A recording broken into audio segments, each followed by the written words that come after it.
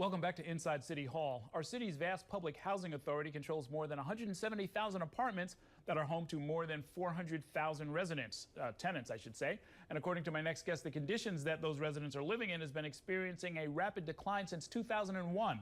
This week, his organization, the Community Service Society, released a new report called Strengthening New York City's Public Housing that calls for a, quote, Marshall Plan to reverse the deterioration of the city's public housing stock. Joining me to talk about the report and more, we've got David Jones, the president and CEO of the Community Service Society of New York. Welcome back to the program. Good to see you. Nice seeing you, Errol. You know, it's a sort of a tepid or a straightforward title, but this is a blockbuster report. And if I could print 400,000 copies and slip them under the doors of everybody in public housing, I certainly would, with maybe another 51 copies for the City Council. This is clearly one of the most significant reports CSS has issued in the last decade. And it's vitally important, not only for the residents of public housing, but for the entire city. Because this is a housing crisis we're in. And public housing is the core of what we do for low-income tenants. Now, you've summarized this in a way that, you know, you go into great detail about how and when all of the shortfalls happen, and we'll talk about the money in just a second, but I want to show one chart that I think captures this the most succinctly. You've got public housing, you've got subsidized housing, you've got private housing. You divide all of the city into that, and then you go by, and this is the results of the housing survey. So this is done every 3 years, and it's basically everybody in New York responds to this. So this is a very broad sample of people. And what we see here is that blue line, NYCHA housing, deficiencies of 3 or more, meaning you've got at least 3 complaints. It's dropping for subsidized housing. It shows a slight uptick for private housing. This is all between 2002 and 2011. But for NYCHA, especially after 2006, it just soars. And that sort of tells the whole story, is that these accumulated deficits that I've been reporting on, you've been talking about, report after report, everybody talks about it. And it really has taken a toll on the quality of life for people. Yeah, and I think there's no question that the character and the characteristics of the tenants allowed government on all levels. This is not only a city problem, this was an abdication by the state and the federal government to remove more and more money from these dwellings because they were perceived as people who couldn't fight back. But it literally endangered and started to destabilize. It doesn't only destabilize people in these public housing units, the entire neighborhoods around them are at risk. But while this was happening, the crisis of low-income and moderate-income housing is exploding. I think the waiting list now to get into public housing is at 250,000 people. Well, that's the strange thing, is that there's this 10-year waiting list for people to get into what that last chart we showed suggests is less than adequate housing, or worse than subsidized housing. It's the affordability crisis. The average income of people in public housing is about $17,000.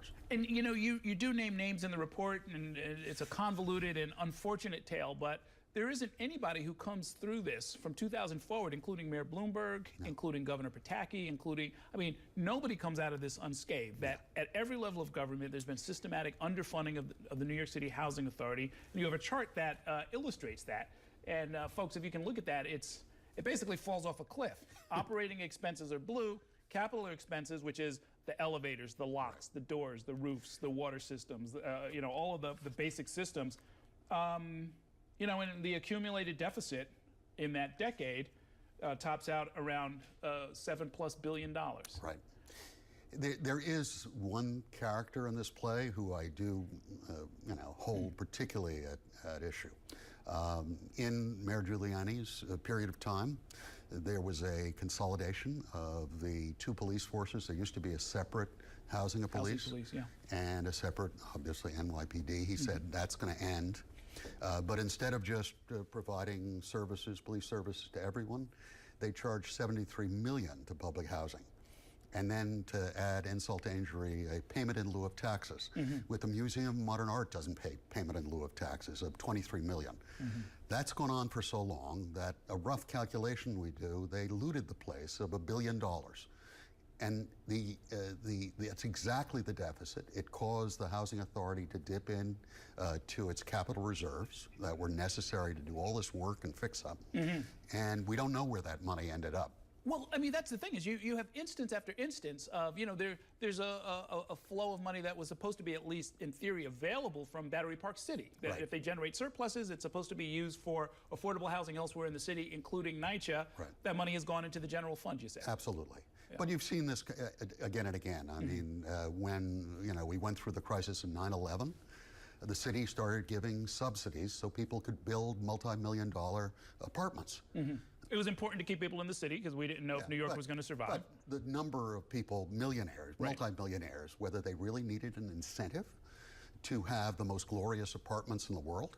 And at the same time, funding for NYCHA was cut. And I think the Superstorm Sandy and the mistreatment of individuals who were in NYCHA developments, who some of them are still suffering from the outcome of that, they didn't come to the rescue in quite the manner they came to the millionaires and multimillionaires in Lower Manhattan. You've got some proposed fixes I want to get to in a minute, but NYCHA did, of course, give us a response, and what they said is, we appreciate the clear-eyed look at conditions that are already improving, as the report notes, and it's helpful to shed light on the disinvestment that has led us to take fresh, productive steps with residents' input that will change the way NYCHA looks, operates, and is financed. So on one level, they're kind of saying, because your data ends at 2011, before they were elected, they're kind of saying, okay, we accept the problem, but it's not our fault. Right, and I think we clearly, this is not an attack on either the de Blasio administration or the new leadership. We have great hope for them, but it's going to take more than minor fixes to come to grips with this. Well, of the fixes that you propose, I mean, first of all, there's an issue of transparency, an audit that is long overdue. Essentially, no one really knows. I mean, we had this problem with the Department of Education. We have it at NYCHA. No one knows what happens behind the curtain. And we have to have some independent evaluation, not only for policymakers and legislators, but also the general public and residents to know actually what's happening and where money is going. Here's the real blockbuster, which you sort of buried in the report, I think you should have put it on the cover, is that you're suggesting that because the leadership of NYCHA serves at the pleasure of the mayor, they have never stood up. While all of these cuts were happening, they would only quietly say, oh, please, Mr. Mayor Giuliani, please don't cut our budget again. And maybe we need an independent board that's going to simply look out for the interests of NYCHA and scream bloody murder when those subsidies get cut. This came to the fore. I was on the board of Health and Hospitals Corporation. That's a term limit.